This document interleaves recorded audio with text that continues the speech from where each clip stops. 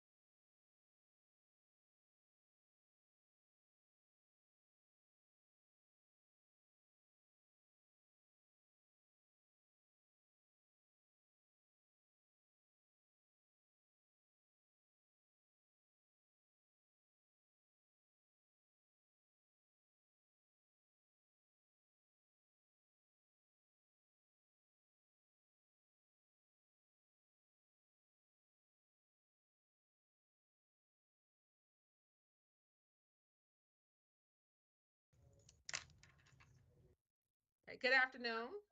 I'm Dr. Sheila Caldwell. I serve as the Vice President for Anti-Racism, Diversity, Equity, and Inclusion for the Southern Illinois University System. And we're very pleased that we're still committed to DEI here at SIU. And we're very pleased to also invite you to our conversation of understanding today, a culture of care and action, lessons from SIU student success leaders. It is exciting, very exciting to have our ADEI Lifetime Achievement Award honorees with us today. They have been recognized for their extraordinary leadership in advancing student success, fostering a culture of care, and ensuring that every student has the opportunity to thrive across SIU campuses. Today's panel will provide us with the opportunity to explore lessons learned, strategies that work, and the future of advising and student success at SIU. So first, I would like to introduce our very own Dr. Father Joseph Brown. He is our inaugural 2023 ADEI Lifetime Achievement Award winner for the SIU Carbondale campus.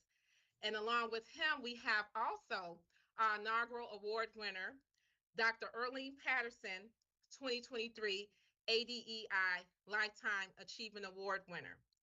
And Dr. Randy Burnside is the Dr. McNeese 2025 ADEI Lifetime Achievement Award winner. And it's important to note that in 2024, SIU Board of Trustees acknowledged that we should honor Dr. Wesley Robinson McNeese for his years of service at the SIU School of Medicine. So we're very pleased that we now have this award in his honor.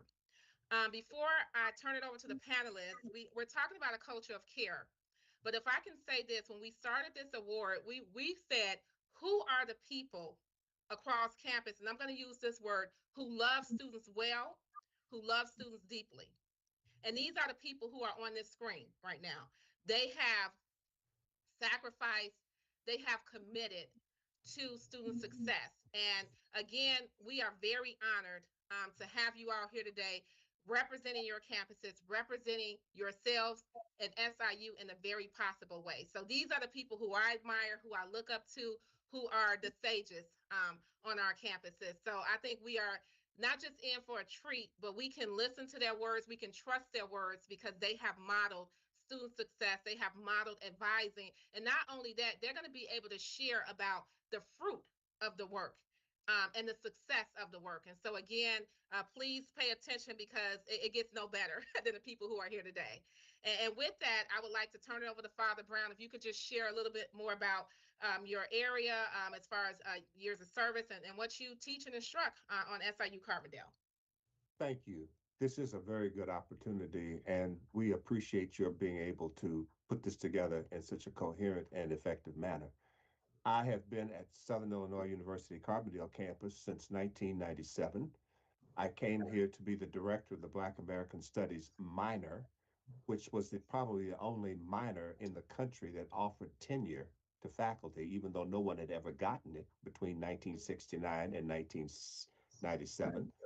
And I decided that we were going to have a major and pushed up against a really rough side of the mountain. And we got that in 2010. And I have been teaching across the board because when I came here, I thought that I needed to add classes that other people could come here and teach. So I've taught the African American literature classes, film classes, theater classes, and I'm teaching now the spirituals and the slave narratives as the foundations for how our ancestors developed liberation strategies. And so between that focus of foundational work, I also make sure every semester I get students to be thinking about where we came from, where we are, and what are the critical issues they need to be dealing with. Excellent. Thank you. Thank you for your years of service for teaching our students. Dr. Patterson. Thank you as well, Dr. Caldwell, for pulling us together to talk about these very important concerns as they relate to our very important customers, our students. I've been here at Southern Illinois University, Edwardsville, since 1990. I can't believe it's been that long. And I still have a passion and a strong heart for the work that we do. I initially came as an academic advisor, and so um, an empathy and a passion for that level of work that academic advisors provide, boots on the ground service to particularly first year transitioning students, students that are coming in from high school, and students who are finding their way as freshmen, first year college students.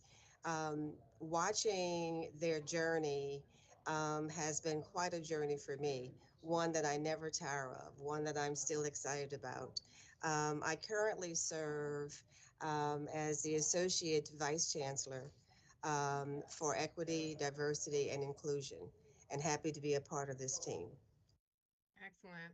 And yeah, thank you for, as we talk about development with student development, also professional development, academic advisor, and now the lead person on SIUE teaching others how to help students foster academic success and excellence. So thank you for being an example in many ways, especially that way. I think many people can look up to you and see that career trajectory.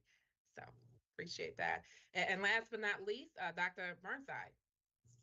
Thank you for having me be a part of this today. I get to be a part of this with two people I admire greatly and have learned a lot from being a part of the system now in my 21st year and really respect the work that they have done and continue to do. And hopefully I can continue to do with them. And so, like I said, I'm in my 21st year.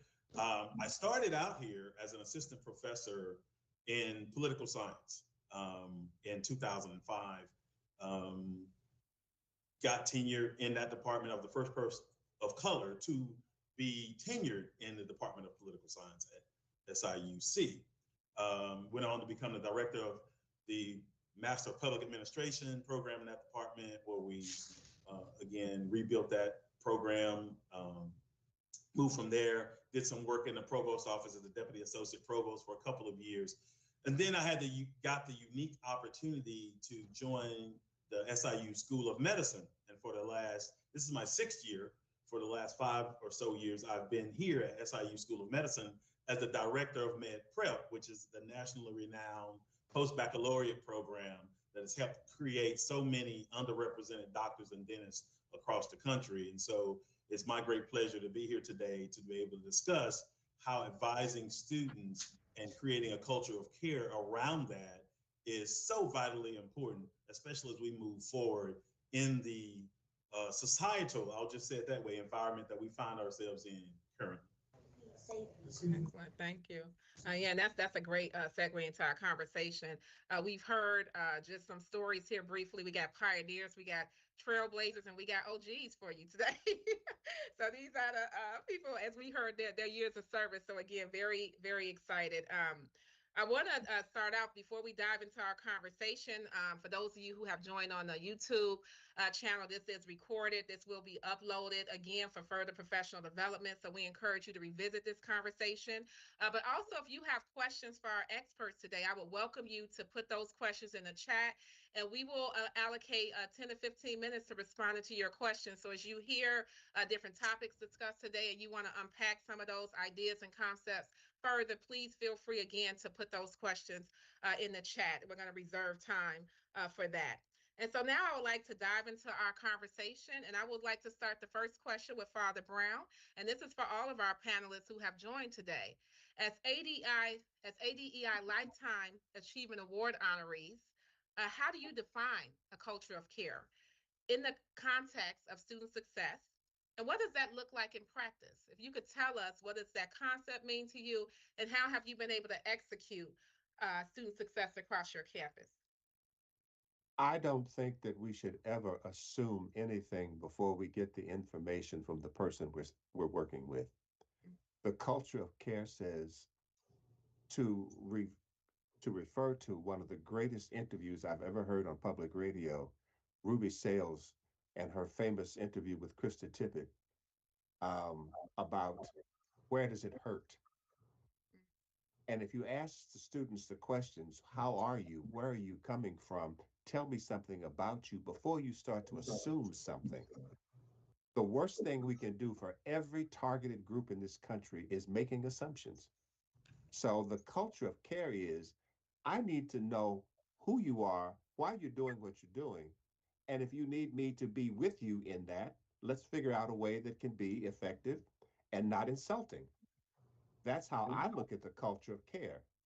But it's got to be about the total person. And that's something that I know we were going to talk about this a lot during this conversation, but I'm not sure that most schools are set up and prioritize how you look at the total person. We have all sorts of great professionals doing all sorts of wonderful things, but we tend to think of, well, they're here, we got to get them prepared to get out into the quote real world. Well, nowadays, I think that when you've got school shootings across the country, when you've got all this other stuff going on, and when you've got 7-year-olds who know more than some 70-year-olds do about what's going on around them, I don't know what the real world is except the one you're living in. So I'm just going to assume that everybody I see is living in the real world and is bringing something with them. I got to ask and find out what it is. That's how I do. That's how I would look about that. And in practice, that's what I would say. Stop and listen and think about it before you ever say, well, I've got an answer for you, because I don't even know what your questions are. Excellent. Yeah, being more curious and certain. Dr. Patterson. I think that is so powerful, Father Brown. Um, and what I would add to that in the context of culture of care is that it's also an institutional mindset. A set of practices where every student feels valued and supported and is not just known as a learner or Mm, a data point, but a whole person. The institutional mindset is what fosters a community of support and a sense of belonging, and it helps students in their personal growth, their academic success, their personal development.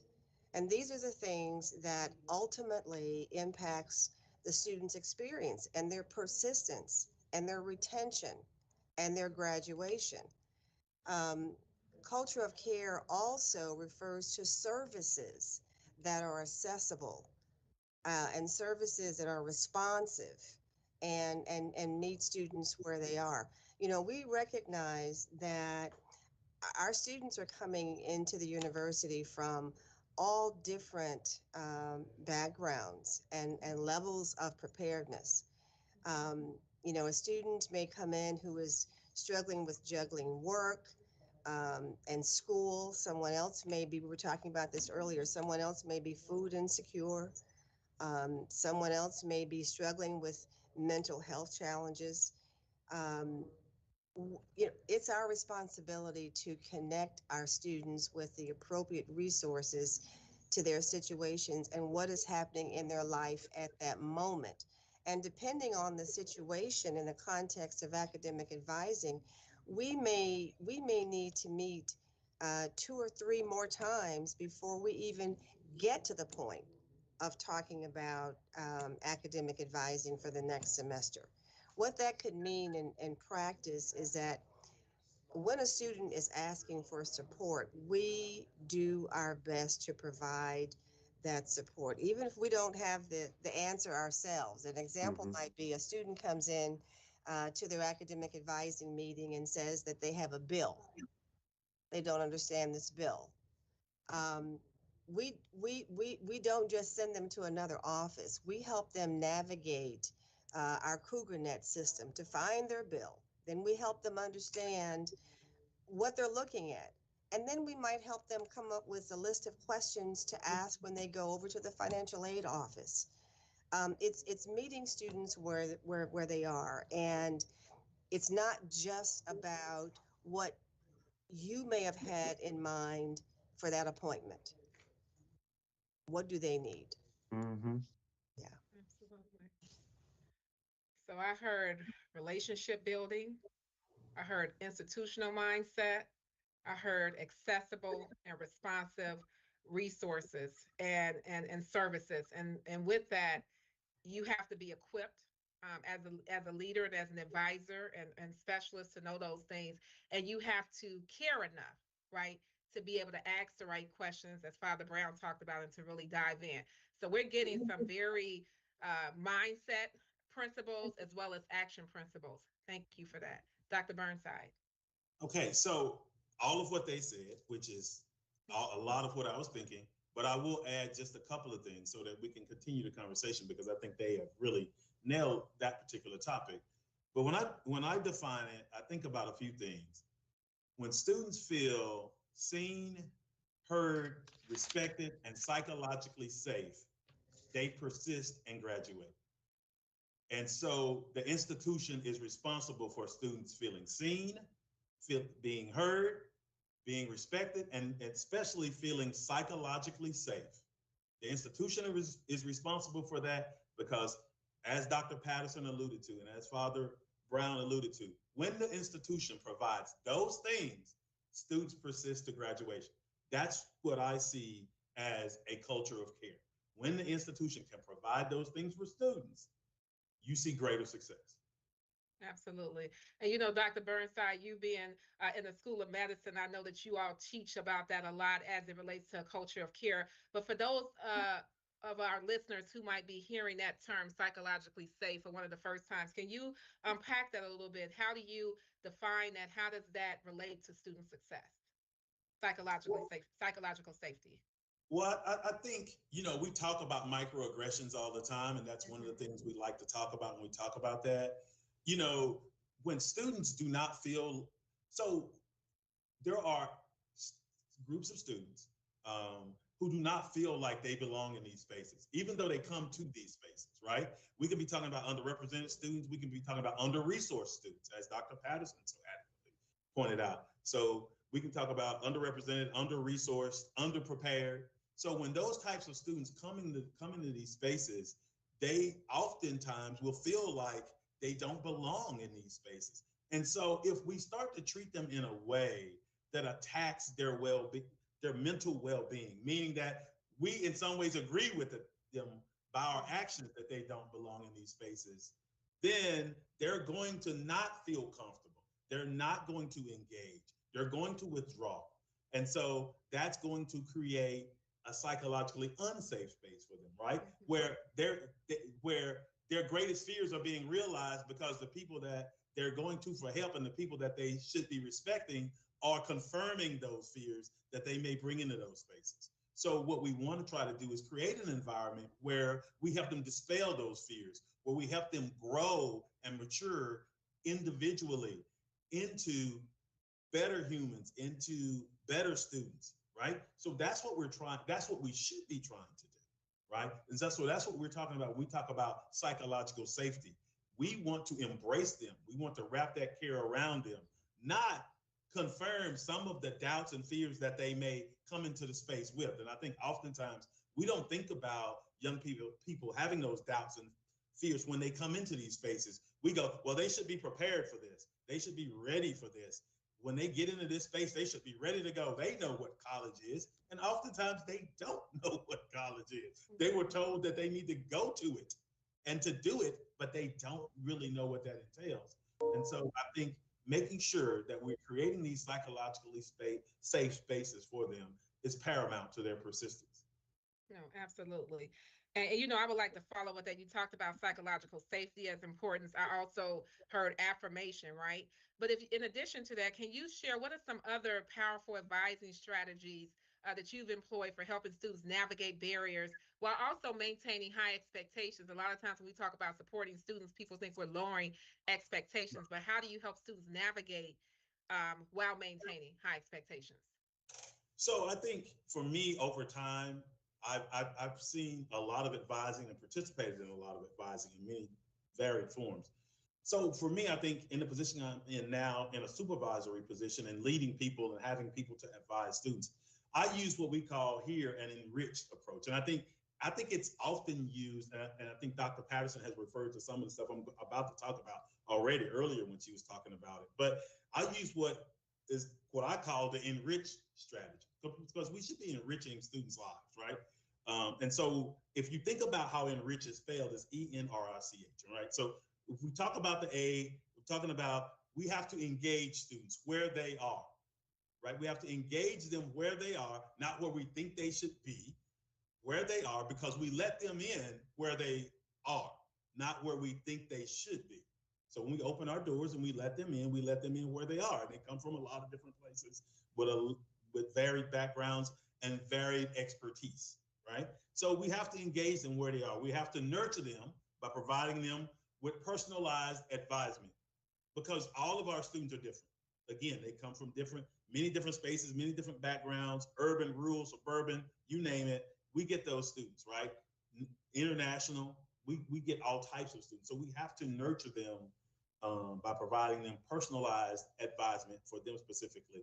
We also have to respect them as equal partners in their educational process. Mm-hmm. Oftentimes we sit and want to dictate to students, this is what you should be doing. You do this, and then you do this next, and you do this. But we need to respect them as equal partners in this educational process, meaning we need to engage them in conversations about what their dreams are, what their goals are, and what they want to accomplish, as opposed to telling them what they can have or what they can't have, right? So we need to respect them as individuals, as students, but I think, as Dr. Patterson said early, as consumers, as clients, as customers, right? We need to respect them. We also need to inspire them. And I know Father Brown does a great job of inspiring students. I've seen him do it so often, as well as I've heard about Dr. Patterson doing it as well. But we need to inspire them to hold fast to their dreams, but also inspire them to do the work that's required for them to have their dreams. So we need to inspire them to have dreams, but also do the work that's required for them to have those dreams. And then celebrate those small accomplishments that they have, because that's going to help them to build their confidence and their self-esteem and continue to move forward. We have to, part of our job is inspirational, in my opinion. And if you would have asked me this 30 odd years ago when I got into higher ed, I would not have believed that. 25 years ago, I would not have believed that. But I have come to see how important that is, especially to our student population, that we have to inspire them. And part of that is encouraging them, supporting them, and celebrating those small successes with them. And finally, but most importantly, we have to hold them accountable, because accountability is very important. We have to hold ourselves accountable, but we also have to hold them accountable for their successes and failures. It's a shared partnership. We share in the success, we also share in the failure. And we have to get students to understand that part of it, because in that understanding becomes growth and maturity and ultimate success.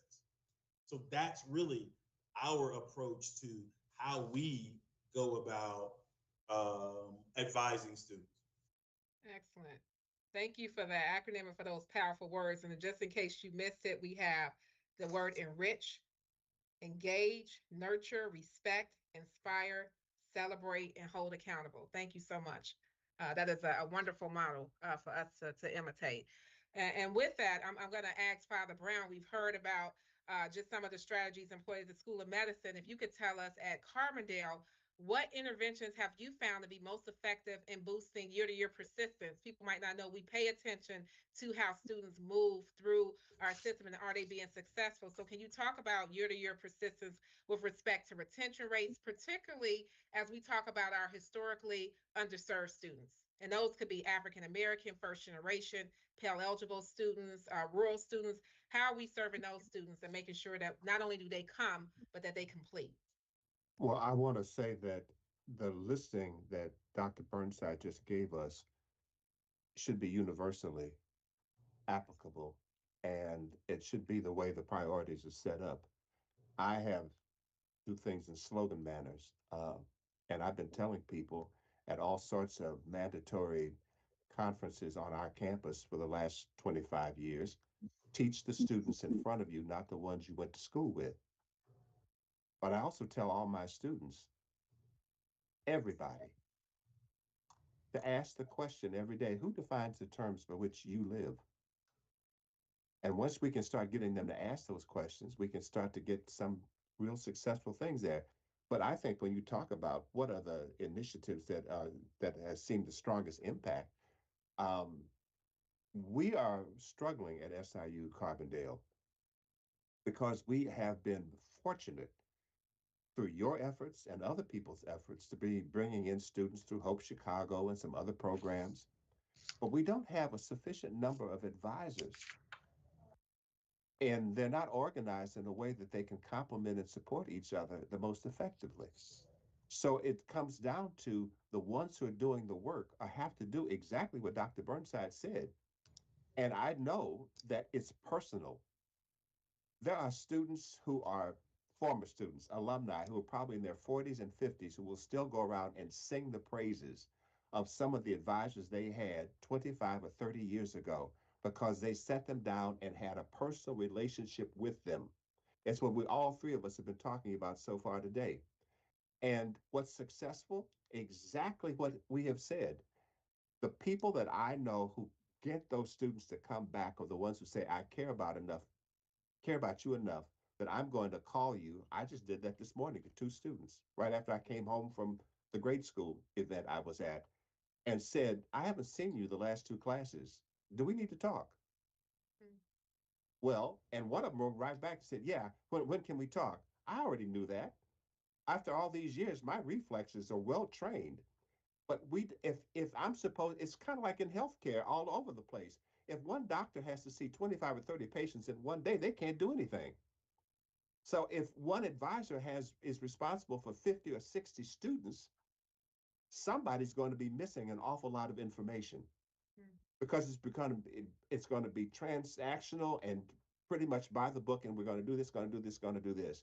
But the whole notion of I've got to find out who you are, and we have some incredible advisors on this campus doing that. But is it the policy and the procedure that is been lifted up and made special and privileged? I don't think so right now because we've got to keep them in school. Well, I don't know what's stopping them from being in school. And that's exactly what my colleagues on this panel have been saying so far. If we don't know what your problem is, I can't give you the good advice about it. And why do you want to drop out of school? And I think basically one of the most basic questions that the faculty, not only do we have great student advisors in these special programs with these students that you're talking about, but the other thing that is so important are the student peer mentors. I did this, I survived, I came back. Let me tell you, because I know what you're going through. They're not going to come to an 80-year-old and say, can you tell me what I need to be doing? As quickly as they're going to be going to a 21-year-old or 22-year-old. And we've had on this campus the history of programs that were united in academic and non-academic advising with trained credentialed professionals at the top of it, graduate student assistants, and undergraduate peer mentors. That's what is always going to be the most successful. And we've got that going on now with student success programs here on campus, but I'm afraid that they're not fully staffed and not fully complemented. But I know that we've got to have all of that. It's got to be a complete package, a community, a circle of support. Somebody like me, somebody who's been through it all, and somebody who knows exactly what the best strategies are. So you got to have a team. I guess that's the simplest way for me to put that. The team that makes it successful. And I see that because all I need to do is send a note to somebody in one of these programs that are bringing these at-risk students in here. Now, the biggest problem we have to have is how do we get that success translated into a conversation with faculty and some technical administrators on the staff who may only be thinking about how many people do I have to see today, and how come you didn't do the job, or the requirement or the assignment that I sent to you. I just don't know, and it's up to you to solve your problems. We've got to be able to use the examples of who's successful and make that exemplary to other people to understand that they've got to be accountable also, to use that word that I thought was so important in this conversation. Excellent. Now we can always count on you to keep it real. So I appreciate you sharing those nuggets as far as true interventions, but also highlighting like these are some real issues that are keeping us from seeing even greater success. And we need to pay attention to that because you're also telling us like these are the ways we need to solve problems as well as help our advisors, right? Because again, they got to be practical. If we're talking about a culture of care, how realistic is it to care for 50, 60, 100 students? And oftentimes their loads might be even greater than that. But again, we're trying to think about what are the most effective ways that we can do this work supporting our students and also supporting the people who support our students. Yes. And I know that they do that really well at Edwardsville. So Dr. Patterson, if you could chime in and tell us what are some student success initiatives that you have implemented and observed to have the strongest impact on SIU retention rates. And I'm looking forward to hearing this because I know you got some exciting news to share with Yes. everybody. So if you could tell us what you all have done so well across SIU campus. I'd be happy to share. We are particularly excited about several of our programs, um, namely the BSE, which is our Boundless Scholar Experience program. We're excited about our Summer Success program. We're excited about Codes. Codes is our new community-oriented digital engagement program.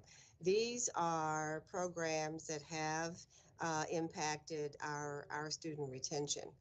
In particular, the BSE program, the Boundless Scholar Experience, um, we're particularly proud of. It's a program that at one time was very small in terms of scope. That program proved to be a very successful um, journey for incoming freshmen as they persisted to graduation. And it appeared that at that time it was about two sections of those students, 25 students per section. And it was a African American literature course that had a lot of great pedagogy for first year students. And again, it started very small, but those students were tracking towards their persistence and their graduation like none other. As it were, Dr. Miner arrived, and for those who know him, know he's very data driven, began to look at the data and the success of the students who were participants in that small group. And it was at that point, upon his arrival, expanded from two sections to now we have 14 sections of sometimes 40 and 50 and upwards in numbers of students in each of the 14 sections. These are underrepresented students who are first year students at our institution. Um, the faculty who teach in the BSc program, they're African American literature faculty through our English department, led by the distinguished research professor, Dr. Howard Ramsey. They've really played a key role in fostering a sense of community and helping us to expose students to our resources and connecting students with the support that they need. Um, these efforts have made a major difference in our retention. There's the codes is very important. It's an alternative general education curriculum that works with all majors and all programs here at SIUE, and it takes their education beyond the walls of the classroom and into the St. Louis region while doing research and working closely with faculty and the community. And it's also a scholarship for students who are Pell eligible. So it's a very unique undergraduate experience for our students. So that's been very important. Father Brown was talking about the importance of peer tutoring and peer mentoring.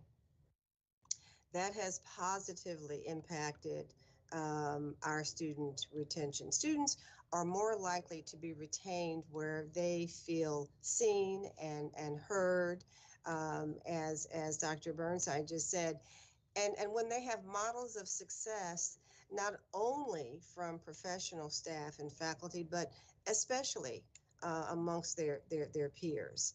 And we have a very intentional and intrusive advising and outreach support. Um, as a part of BSE, all of our incoming students meet with their first year academic advisors for an individual at the beginning of the journey here.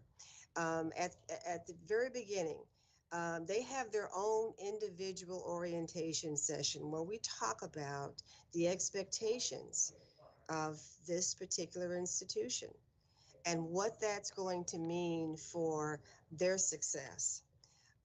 We do hard scheduling for the academic advising, some of the practical things that we do.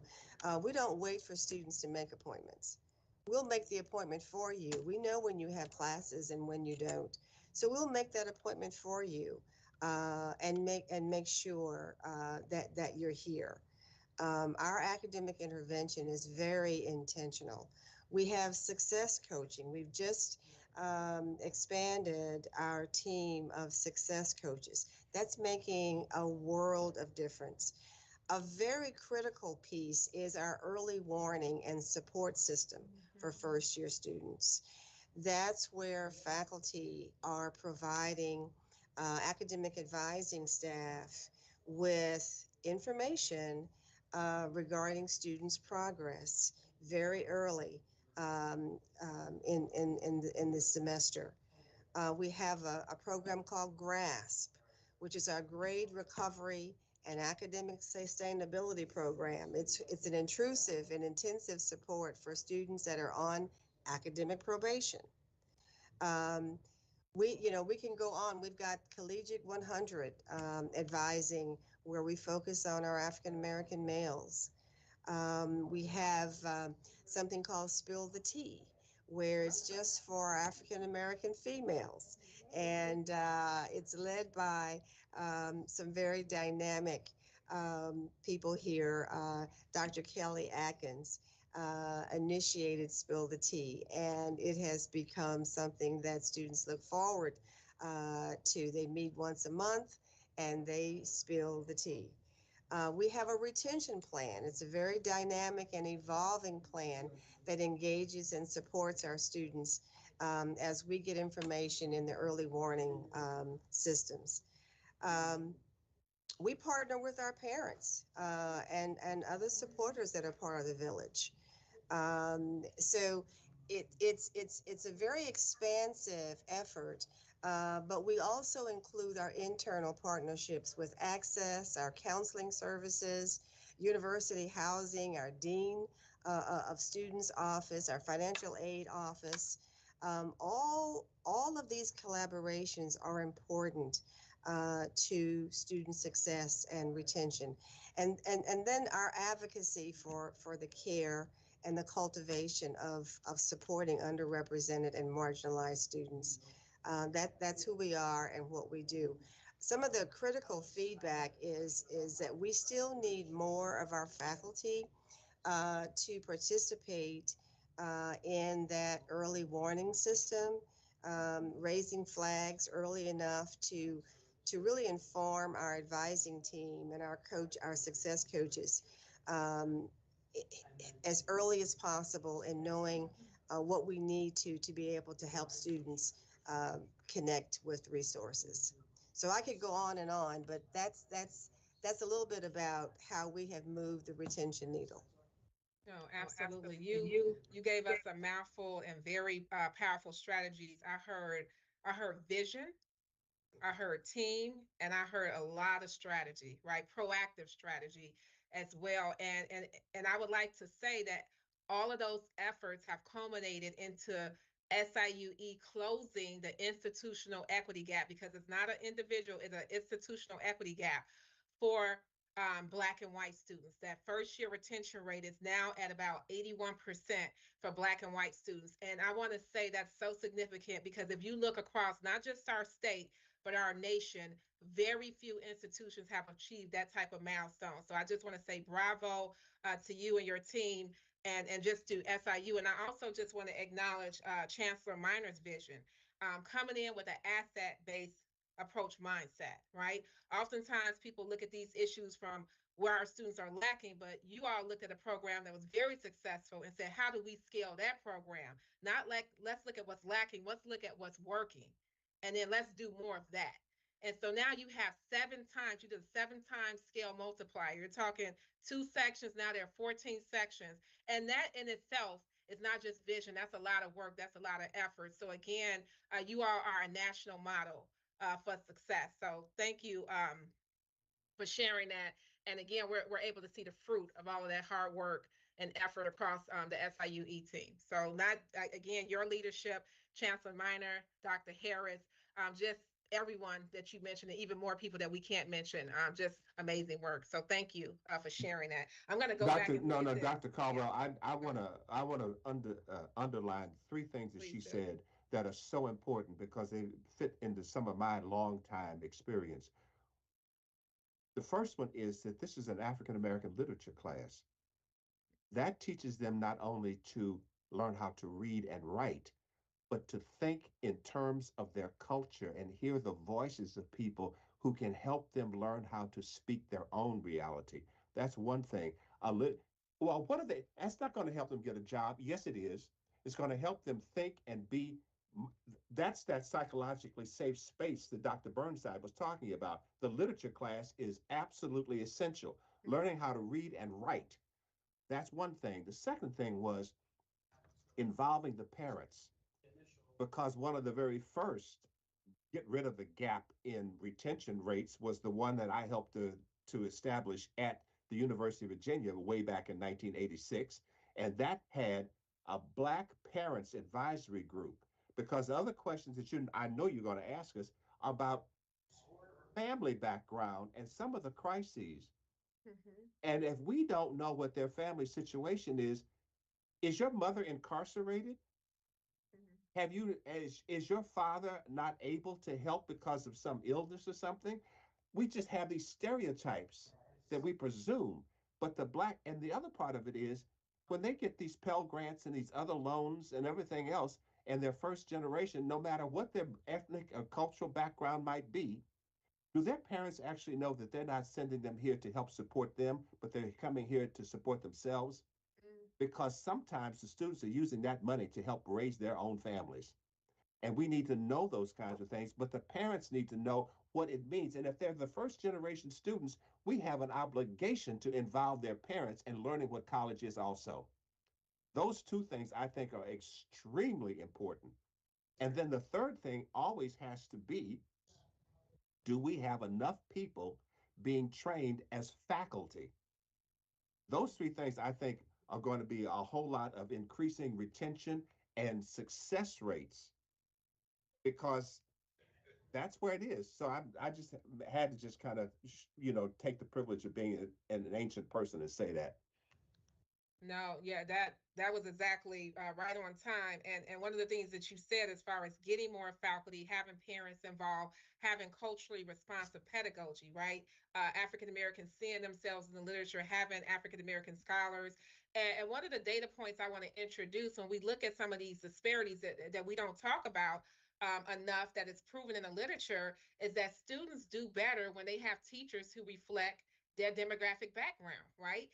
And so if we could say the opposite, if we look at the academy, we know that we have a lot of white professors, we have Asian professors represented, and then we have African Americans who we're trying to get more. But one of the reasons why certain populations do so well is because they have representation of that population, right? In the academy, it's not about natural intellectual abilities. The data shows that when you see people who look like you can imagine that you can do certain things, right? And so the more we get African American, Latino, Asian, and again, maintaining white professors, we're going to see more success. But where those gaps are lacking, we need to increase that, because we know that lacking has a direct impact on student success for our underrepresented, underserved students. So I appreciate you all highlighting that, and also problem solving for that as well. We're going to take about 5 more minutes worth of questions. And for those of you who are hanging in hanging in there with us on System YouTube, getting all of this rich information, I would encourage you to ask questions, and we're going to get to those questions in 5 minutes. And before we close out, we've talked a great deal about strategy. We've heard, in Rich, we've heard very specific things from SIUE as well as Carbondale, and things we have in common, such as peer support, such as African American courses, such as a culture of care, like not making assumptions, talking to students. We heard that from Dr. Burnside, from Dr. Patterson, from Father Brown. So I want to my last question, I would like to talk about policy and some of the changes, because you all talked about, here are some of the issues. And so Dr. Burnside, I would like to start with you. From your perspective, if you're thinking about this broadly, what policy or structural changes, and we talk about structural changes, let's look at the registration policy. Let's talk about financial barriers. We heard that could be an issue, and we know that's the issue. Course scheduling. If we think about these changes, what are some of the things that we need to improve upon to promote better student success outcomes? Randy, you're on mute. I'm going to say something, and it might upset some people at the institution, but we need to get rid of the finishing for terminology. That finishing for terminology, we need to get rid of that, because it is oppressive to students, because it forces them into a one-size-fits-all. You got to finish college in 4 years. And we understand students coming to our institution may not be at a preparedness level to finish in 4 years and have in a way that's going to allow them to be successful. So by pushing finish in 4, we're losing them in 2. You understand what I just said? By pushing finishing in 4, we're losing some of them in 2. Amen. Right? And so I think that's I think as an institution, that's we can internally think about that and how we can enhance that, but that's not something we should be promoting publicly. Finish in 4, finish in 4. You hear it all the time, yet we're accepting students who are not prepared to finish in 4. That's number one. That's possible. The second thing, I think, in terms of some of the things we need to think about, is we need to make sure that we have culturally sensitive and curricularly trained, I hope I said that right, advisors. Culturally sensitive and curricular trained advisors. We need to give advisors the training that they need to be successful. Because we have to understand, oftentimes the point of the sphere for retention is advising. Because if we do not take a realistic approach to how we advise students to take courses, they end up on probation and they end up out of the institution. So we need to ensure, we don't need to just blame advisors for not doing a good job. We need to also train them so that we can then hold them accountable, because we know how they're trained. We know who we're putting in these positions, and we know they have the tools and resources to do the job that we're asking them to do. Oftentimes advisors are blamed for stuff that they have not been trained for. And so we need to train, not blame. Okay. I think from that standpoint, in terms of financial barriers, right? We really, in the environment that we're in, we really need to think about, I'd like what Dr. Patterson said about having those scholarships for students going back into the community and working in the community and things like that. We really need to think about how we can lessen that burden for students, how we can have students contribute to their own education in ways that are not financially coming out of their pocket, right? How can we connect them to greater resources and things like that? And I know that's happening. I know it's happening in Edwardsville. I know it's happening in Carbondale. I know we're working on ways across the system, and we're now trying to work on ways at the medical school to figure out ways to help, because of some of the policy changes at the national level in terms of student loans and stuff like that for professional education. but we need to continue to have those conversations and dialogues and change policies as the educational environment change in terms of that. So to me, those are just some of the points and some of the things that we really need to think about. But we also need to do more of what they're doing in Edwardsville, and that's really using the data to inform what we do. We need to be more data driven. We don't need to dehumanize. We need to become more humanistic, but also more data driven. What are these numbers? What I think Dr. Caldwell said this in reference to what Dr. Patterson was talking about. What is really working, and shouldn't we be investing more in what is really working? And I think policy-wise, similar to what Edwardsville has done and has seen results, is investing in what is working, right? And it's time out, as my mom used to say, it's time out for saying we don't have the resources to do it. We need to find those resources to do the things that we know are working and replicate those things. And I think across the system, we'll start to see greater success. Yeah. And you know, I want to thank you, Dr. Burnside, because one of the things I know about you is, again, you've been at Carbondale for 21 years. So when you speak from a place of context, you speak from a place of expertise, right? You know what's going on. And I qualify that to say you also can bring up the challenges. So I think it's important. I want to talk for a moment, because I don't want Mr. Wendell Williams coming after you as he talk about the 15 to finish, right? I was a director for Complete College Georgia at one point, and I know what 15 to finish does. But what you said that I think is so important, as we recruit students who might need more time, then that's a disservice, right? As we talk about 15 and 4, like that is a disservice. But if we look at the data in other places, 15 credits per semester, 30 credits per year, 120 credits in 4 years, that's going to get you across the finish line and help you graduate. But that is not the model for all students. And I also want to point out the fact that you also being very successful in helping students attend medical school. You know, some of those rigorous classes, you can't take 5 and 6 classes a semester if you're trying to get an A in organic chemistry, right? To get into medical school. That is not going to be the best plan. So also it depends on what majors are students trying to get into it. It depends on, as Dr. Patterson talked about, what type of academic preparedness have they had before they entered into one of our campuses, and what can we do to, in some ways, compensate for what might have been lacking, because we want to do everything we can to make sure that student reaches their academic goals, right? So, and part of that might be, and let's slow down here. Let's not focus on 15 to finish. Let's just focus on finishing. We don't want to lose you in 2 years, right? That's not our part of our plan. So I want to thank you for providing that context, but you can't do that if you don't know your students, if you don't know what their goals are, if you don't know, again, how to help them get to that next step. And you've been able to do that. And I know that for a fact because I've met your students and they talk about how you've been able to help put them back on track. So thank you for that. And thank you for shedding light into that conversation. Father Brown, I want to ask you, and I also want to ask Dr. Patterson too about changes. We've talked a lot about advising. We talked about how we see our students, we respect our students, we support our students. We feel the same about our advisors, right? You started only early on as an academic advisor. And my question is, what can we do to better support our advisors across campus? You've highlighted some of the challenges, you highlighted their caseload. If you all can share, what are some of the things that SIU can do to come along aside our advisors and really help strengthen them so they can strengthen our students? The first thing to do is to ask them what they need. Yes. And if they need more help, then we hire more people. If they need more training, then we give them the opportunity to be trained without them having to pay for it.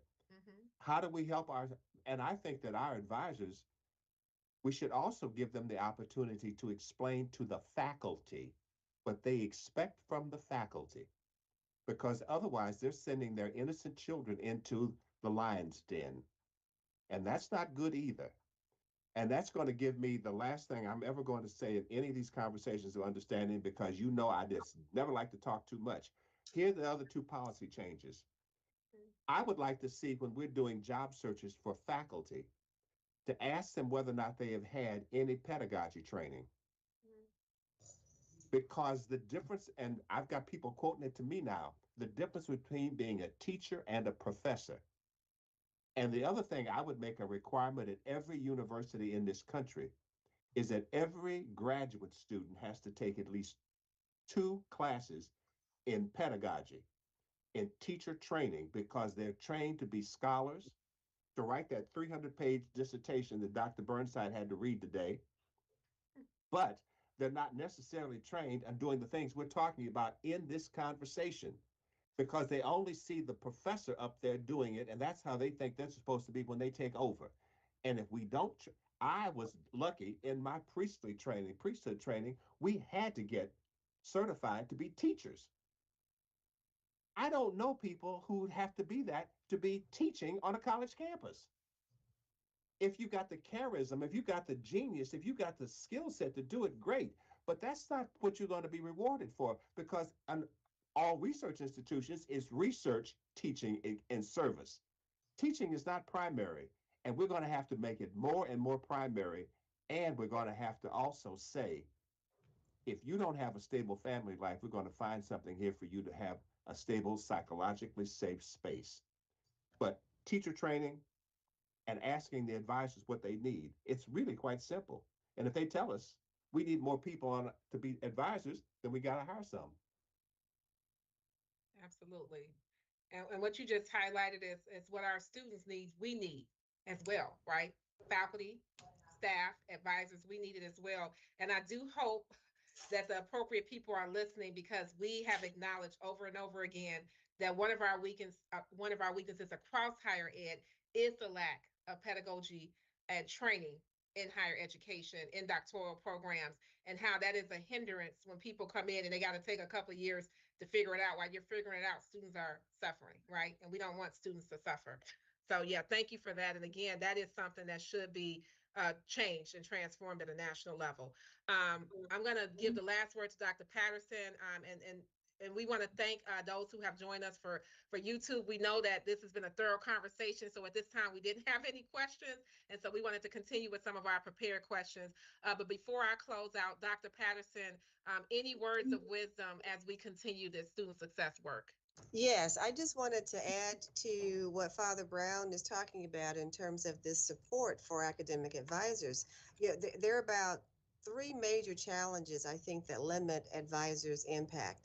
One is poor visibility into student needs throughout the term. Another one is lack of alignment across departments. And the third one is low student engagement. Effective academic advising programs really depend on advisors connecting with the students at the right time with the right information. We have some analysis that show that without visibility into which students are in need, advisors typically engage with about 25%, only about 25% of highly vulnerable students within the term.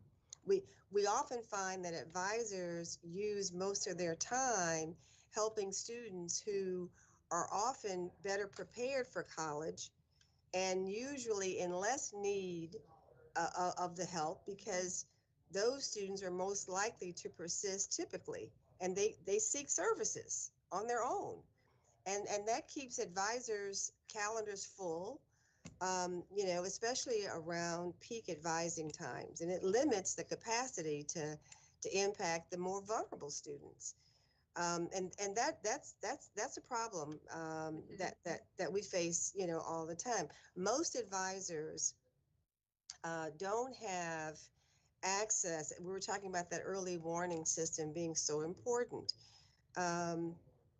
If faculty, particularly for first year students, because that's a critical period, if faculty are giving assignments early and reporting progress around those assignments early, and if that information is coming from across the university, it's so helpful. Most advisors don't have access to the information they need to monitor students that are at risk. So, when this is the case, at best, the advisors are limited to less effective generalized approaches or reactive intervention. And at worst, the limited information advisors get from this the system being disconnected means that vulnerable students can fall through the cracks. And so that's something I'm very, very passionate about is early information from all facets of our university faculty community is so helpful. And also give advisors a seat at the table as, you know, we're talking about making any processes and changes that impact academic advising so that they can provide feedback as well. No, absolutely. We definitely need to empower and allow people to exercise agency. As we've highlighted some of these issues, for us in the room, as well as those who are listening, this is not the last conversation. We want to focus on this issue. We want to strengthen advising across SIU campuses. And one of the best ways I thought we can start this is by getting the experts in the room who could identify the challenges and who can also share the success. So to Father Brown, to Dr. Patterson, to Dr. Burnside, thank you so much for your, not just your wisdom, for your work, for your deep commitment, for your love, and for your care. Thank you so much for being here today. I really appreciate you. I want to thank those who have joined us via YouTube. And again, this is to me like the epitome of professional development, not just internally, but externally. I'm going to be sharing this so people can get these rich nuggets that we've been able to hear and learn about today. I also want to, again, encourage you to join our next conversation of understanding, which will be Wednesday, November 12th at noon. And this particular topic will be protecting our peace, mental wellness, and community care in trying times. So we'll be having our expert counseling staff join us and talk about this important conversation. So enjoy the rest of your day. And again, thank you for joining us today.